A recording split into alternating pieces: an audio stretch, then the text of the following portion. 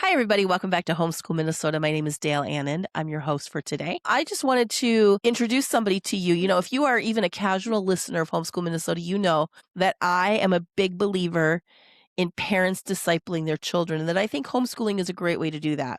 Today, we have pastor, author, homeschool dad, parent Cameron Shaffer with us. We will be talking about his book, Keeping Kids Christian, Recovering a Biblical a biblical vision for lifelong discipleship. Welcome, Cameron. Yeah. Worldview and vision are pretty similar, so it They lines up. are. They are. I'm trying really hard to think. Just full disclosure for the listeners, I'm battling that flu that y'all are having. So, it's just my brain sometimes just doesn't want to work right. But we're going to get through this because it's a really good topic. And Cameron's book is wonderful. And I love the vision that he has for discipleships. Cameron, why don't you tell us a little bit about yourself and your family? I live on the East Coast, just outside of Philadelphia, in a small town called Langhorne. So we're about 10 minutes from the Philadelphia city limits. I am an East Coaster at this point, but I grew up in Texas. Grew up Christian. I grew up, actually, I was homeschooled myself growing up. Me and my three siblings were all homeschooled by my mom. I think I said I'm a pastor of an evangelical Presbyterian congregation out here. My wife and I, we have three children, and at the moment, we're homeschooling our oldest. Our two youngest aren't quite at that age yet, but that's probably what's in the cards for us. And we're passionate about the gospel. We're passionate about handing down the faith from one generation to the next, and then doing that with intentionality and not just hoping that it works by osmosis, and equipping and discipling parents to be able to do that well for their kids. And so taking that one step further back, ensuring that the church is well equipped to be able to equip parents to disciple their children. I like how you said that it doesn't happen by osmosis, it's intentional. Can you talk a little bit about the mentality that we have? And I don't know if it's a recent thing, but just the mentality people have about discipleship. I get the feeling that a lot of people think that other people disciple, and that you raise your kids, but you don't really look at it as discipleship.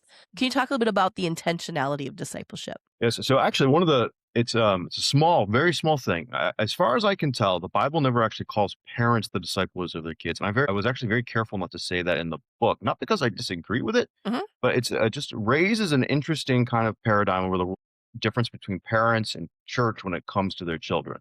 Now, regardless of the terminology being used, parents have an obligation to raise their children as followers of Christ. So regardless of your denominational or theological background, we all believe that we need to raise our children to grow, to love, and follow Christ, to do diligent work of preparing kids for that. And you're right, Dale. I think a lot of parents, often not intentionally, but I think usually unintentionally, outsource the obligation, the duty to raise their kids in the faith to other groups, sometimes pastors and youth groups or children's church or VBS or whatever. And those are all great institutions. I'm a pastor. I think that's critically important. I think that's critically important for the discipleship of children. Yeah. But parents sometimes get it into their head that they're not professional Christians. And so it's not their job to make sure that their children know the faith and know Jesus. It's their job to make sure that things are kind of nice and calm, the kids can have access to those things. So to use the homeschool connection, homeschool parents understand that if they want their kids to know math, they've got to teach their kids the math. They can't hope that somebody else is going to teach them the math. You might have a co-op or something where you, through division of labor, have another parent who helps with that. And whether or not you homeschool your children, that's what your mentality should be when it comes to the faith. Yes, you do have pastors. Yes, you do have churches. Yes, you do have youth groups or children's groups or whatever who will tell your children the faith. And I'm not very good at math. I'm a liberal arts guy. I know that there are people who will be able to instruct my children better in math than me. And on one level, that's okay to kind of outsource that to a degree. There are people who know our faith better than we do ourselves. But the front line, regardless of parenting style, regardless of educational approach for passing down the faith, is parent to child. Yeah. And so that's not something that can be assumed on the parental side. It needs to be intentional on the parental side. Yeah, that's so good. That's so good.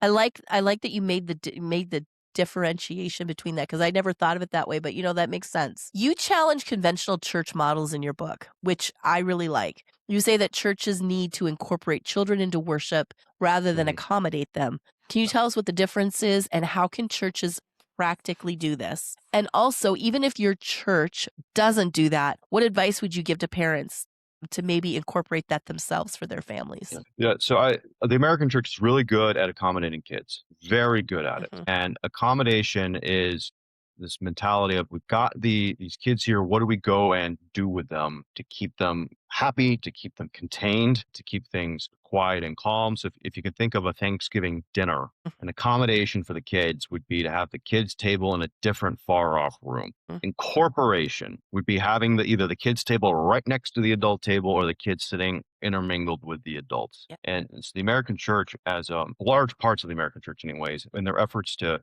minister to parents and kids, have really stressed the accommodation model. We want to make sure that kids have lessons in their own vocabulary and IQ or educational range. We want to make sure that parents get a break from their kids. We want to have programs that are more juvenile rather than serious. And so we'll come up with these alternatives to the worship service or alternatives to the larger life of the church, siloed programs or classes or things, and we'll send the kid to that. And part of my argument is that the great dechurching that we've seen in the United States over the last 40 years is partially a result of this approach, Hmm. that it has destabilized unintentionally the roots of faith in the community with my generation in particular, the millennials who grew up Christian and then walked away. My generation as children was the most Christian church generation in the 20th century, and we're now the vanguard of one of the least church generations. Wow. That's and so my argument is, and I talk about both the sociology and the data behind this and the biblical models for this, is that the more we can incorporate kids into the whole life of the church so that they're alongside adults, the better it is for them and better it is for the adults. Can I share a story that was Yeah, given to yeah. me? No, I'd like you to. So I was talking with a man who is he's a black man in the black church tradition, and he and I were chatting about this. And he said that in the black church, the idea of, well, how do we get our kids to be quiet in the worship service makes no sense because the adults are always louder than the kids, and there's much more interaction, much more volume in the black church tradition than the white church tradition. But one of the results of that is you don't feel like a parent the pressure to keep your kid in this very narrow box, very contained, Yeah. fearful that if they make a little noise or wiggle a little bit, that somehow they have ruined the worship experience for the adults around them. And the churches, my friend pointed out, the churches where the kids are in like that are healthier over the long haul. There's a greater intergenerational handoff because there's greater intergenerational incorporation. It's not their parents' church that they have a program for the kids. It's their church from cradle to through adulthood. Yeah, that's really good. I think one of the things that you write about is that we're experiencing America's largest religious shift in history. Talk about that a little bit. What does that look like? I've noticed some things. Like my husband and I live on a college campus in Minnesota, and we're seeing that a little bit. So, if you want to talk about that a little bit, Yeah, so this is in my book, this is really introductory material, kind of setting the stage. So I rely specifically on Jim Davis and Michael Graham had a book that came out 2 or 3 years ago called The Great great. Dechurching. Yeah. And there's been a series of books about the rise of a group called the Nuns, not monks nuns, but NONES, nothing nuns. These are the people that on religious surveys, when asked what your religion is, will check nothing in particular. They won't say atheist or agnostic necessarily. They're just not religious. They have no religious conviction. So where do these people come from? You go back to the 70s, 80s, even the early 90s. The nuns were 5, 7% maybe of the adult population, and now they're closing in on 30%, Wow. and it's which would be larger than any single denomination in the United States. So where do they come from? And the answer is they were people who grew up in the church who walked away from it, and so the very provocative way that Graham and Davis put it in their book is that over the last 30 years, more people have walked away from the church than came to faith from all of Billy Graham's crusades combined. And so that is a huge shift in the way that Wow. church operates. One of the big changes is Christianity and church attendance used to be the default. You didn't think about it, you just did it. It was not an option any more than going to school is an option. Or Right. as I speak to homeschoolers, you had to educate your kids. It was what you did. You went to church. You were culturally defaulting to Christian. Now it's a choice. Now it's a choice on a large line of buffet of options. And it's really hard in our world and our culture for people to with presented with all these viable lifestyle options. And I'm not talking about debauchery or general worldliness. I'm talking about sleeping in and watching Netflix. I'm talking about the youth sports. I'm talking about going out to brunch with your family. I'm Right. talking about those very nice things. But the things that are seen as more valuable and useful, relevant, those are the things that are attractive and what people are opting into. So church is no longer the default, which means that the Christian church needs to rethink of how we disciple kids, because if we don't, they're going to choose something else. And we know that because they have. That's what's happened over the last 30 to 40 years. Yeah. Yeah. And you talk about how you feel that like the traditional ways that the church has discipled kids, like with VBS or youth group or kids programs, none of that, which is bad in and of itself, but it's counterproductive. I feel like that's Mhm. kind of been the default to, the church seeing the need for something like that because they've felt that like disconnect maybe in those multi generational things. Why do you, consider them counterproductive? Well, I think they're counterproductive under a set of circumstances, very common Yeah. circumstances. And I'll let me talk about those circumstances in a second. All those things, Sunday school in particular, I have a whole section on Sunday school. Sunday school developed in a specific historical context that we no longer live in. It was when you literally developed as a way to teach kids who were illiterate, poor children, literacy. And I talk about Charlotte Mason, who was in the homeschool world, she's well known. She's so uh, great. and one of the things that she talks about, and this is late 1800s, is that Sunday school is really a necessary evil. And it's not because she thinks it's evil in and of itself, but in her mind, even with this older model of teaching literacy, she saw it as the church having to step in because of parents abdicating their responsibility. So the evil part was the abdication, but she saw that as a necessary intervention. So if you've got models like that approach to Sunday school or VBS or what have you that developed in the late 19th, early 20th century, and you're using them unreflexively, or using them reflexively on without reflection in the present day, you're going to kind of coast into stagnation. So what are the circumstances that make these things unhelpful rather than just not the best? Well, there are really two. The first is what sociologists talk about as the graduation thesis. The illustration that's often used, Christian Smith, the sociologist just retired from Notre Dame, talks about this, is the DMV. You go and you get your driver's license, you've done all your driving tests, you walk out the door, you get in your car, and no one after leaving says, I should really go back to the DMV and hang out there more. You graduate, you've completed the training, and now you're gone.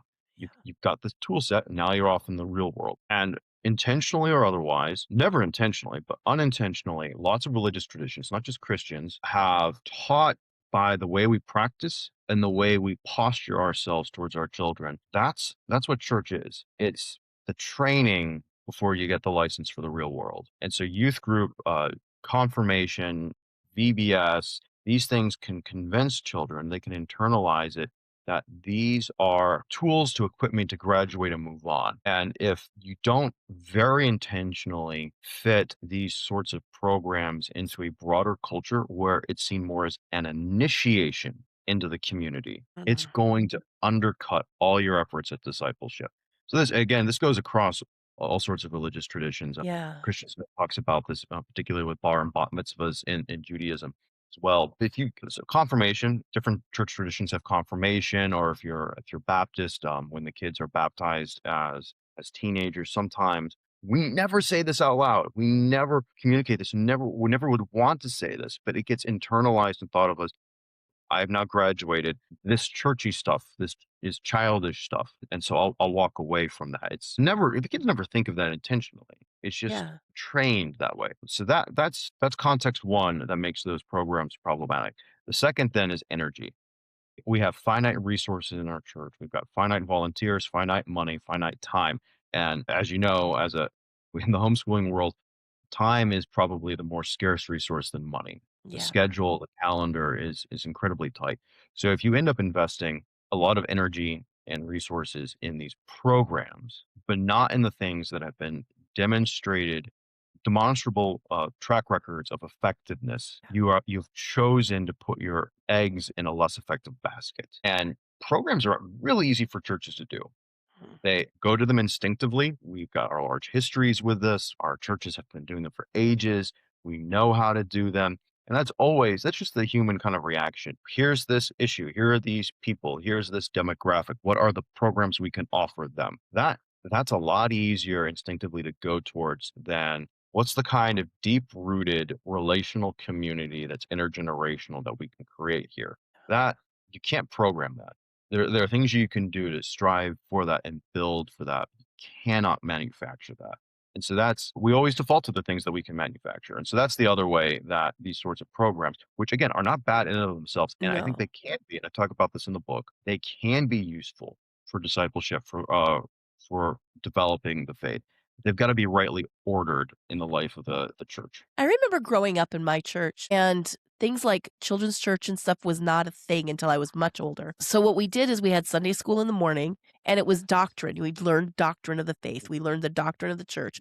We understood the Bible. We went through the Bible. And then we would all go to church, Sunday morning church, and we were in the service with the adults, worshiping and hearing the same sermon they heard. And then on Wednesday nights is when they would do like Bible, like we again would have our age appropriate doctrinal teachings. And I always thought that was a really good way to do church. But now it's like churches are Sunday mornings and maybe they'll do like 4 or 5 different services throughout the week if they're a bigger church and it's the same service and parents go here, kids go there, and that's how it works and they don't really come together much. And you talk about the intergenerational relationship. And I remember growing up and feeling like I had people, older women in my life that were my Sunday school teachers or my Bible club teachers that I could talk to about things or ask questions. They were pouring themselves into me a little bit. How can churches foster this when our culture is so like these this age group over here, this age group over there. And as homeschoolers, I mean, we just don't do that. We just everybody comes together and we all work together and that's how it is. But yet when we go to church, we don't think anything of it. And I just wonder, what do you think about that? And how can churches kind of change that dynamic? Yeah, so I think in kind of the large church dynamic that you're describing, there's probably still a lot of that older generation pouring into the younger generation, and as the kids are going off to their own thing, uh, you still have they're not running around free range somewhere in the church building. There are still adults pouring into them, which is good. That's a fine thing. I think that the difference from sort of your experience growing up and the example that you described isn't so much the adults teaching the kids or even the timing of it.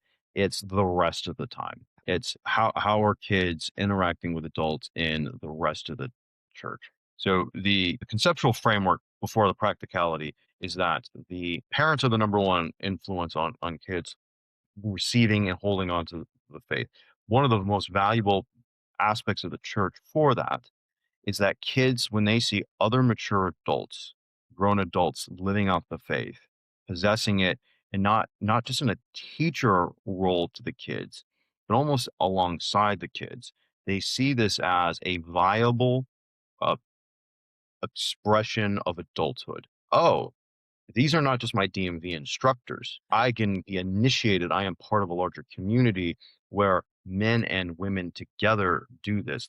There's a mental model of a plausibility, the kids that they internalize for here's how life can look like as an adult. This isn't just a parent thing. This Yeah. is an adult thing. This isn't just a teacher thing. This is something we're doing together. The more things that you can do where kids and adults are in it together, not just as adults to the kids, but Mhm. adults and kids in it together. Men's breakfasts, Bible studies that are intergenerational, prayer meetings. Another really good one, and this is something that I think is more on the youth group, teenage front, I think is really, really important. Having kids in the homes of mature, godly adults throughout the week. You Mm. start to see, and the kids start to understand that Christian faith is something that is shared and lived, and it's not just contained in these programs. It's not just contained in this service, but it's something that shapes an entire life. The more that that sort of intergenerational being next to and with one another, the more that that happens, the deeper the roots will go into the church and into the kids, will shape their imagination. So the one of the things I talk about in the book is that the church and the adults in the church need to think of themselves as either surrogate or extended parents, an extended family network. Mhm. If your kids have, I experience this as a pastor, there are lots of kids with terrible parents, checked out parents, or kids who come from broken homes, single parents, divorced families, or parents are overwhelmed. This is the role of the church, to have godly men and women who are there as the support, not just of the other adults, but to be models of good, godly fatherhood, motherhood, adulthood to the kids. So other than just like sitting with the parents in the worship service, which I think is a good thing, and there's some complexities to that depending Right. on worship style and the age of the kids and all those things. But the more that kids are incorporated into the general community and life of the church, Yeah.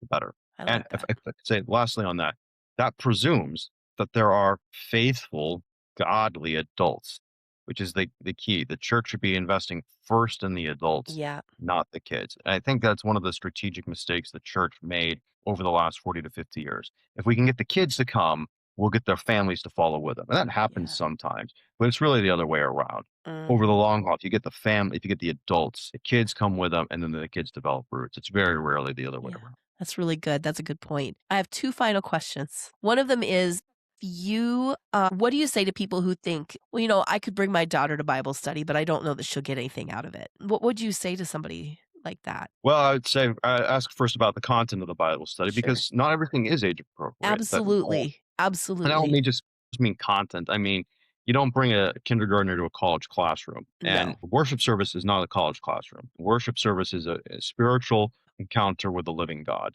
with the children of God, young and old, meet with Jesus. So the worship service is different. Bible studies, though, there's something appropriate about doing something age specific. So one of the answers might be, yeah, you're right. Your kid shouldn't be at this. You do need to be equipped. You need to get your Yeah. own oxygen mask on first. Absolutely. So I think I'm not an advocate for your kid never leaves your sight whenever you're doing something spiritual. That being said, kids get far more out of what's going on than we realize, both in terms of internalizing content. I mean, I see this with kids in the worship service who you think they're checked out. I see this with adults in the worship service. You think they're checked out, and they hear a phrase, they hear a word, they hear a story, and they talk about it. They listen. They Yeah. pick up on it. So it's not just a informational dump, but that kids do get that sort of thing. But then get something out of it is not just a content intellectual exercise, but establishing rhythms, Mhm. establishing habits. If you've been living on junk food and are suddenly given this delicious, highly nutritious meal, your body's gonna have a hard time digesting and processing and getting all the best nutrients out of that meal. First, it takes a little bit of time, but it takes developing the habit of eating well to Mhm. be able to actually get the full benefit of that healthy meal. And that's same with worship. It's the same with Bible study. It's the same with prayer. The exercise of the discipline shapes and forms us so that we are more open. We are more able to process the information, process the content. So and there's things like developing the patterns of lifestyle, being embedded in a larger community. Those sorts of things I would say would be a benefit of a child being with an adult in a Bible study. One So of the models I'm sorry, go ahead. no, no, go ahead.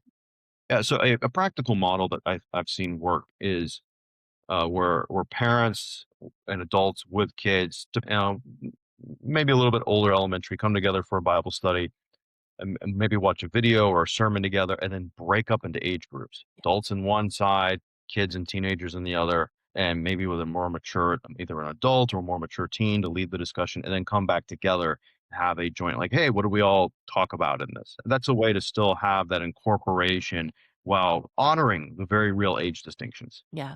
I think it's good to think about it like create opportunities for the age groups to interact. Like you just said, it is appropriate to have separate times of teaching and things like that. And parents absolutely need that space. It's very, very important that we address things that only parents need to actually hear or adults need to actually hear. However, it's really like I like the idea of coming back together and just talking with each other and sharing what God has taught us. I think is a really good way to just find ways to incorporate children into the service and into the worship of the church as a whole is really, really important. Last question. So, what advice would you give to parents who feel like they've failed, like maybe their child isn't or their children aren't following the Lord? They've made some decisions and have gone off on their own and are not living in a Christian way. What would you say to somebody like that? I'd say 3 things. Maybe you did fail and maybe you messed up, and if that's the case, you gotta own it. You can't if you don't own that, your future interactions with your kids are gonna be poor.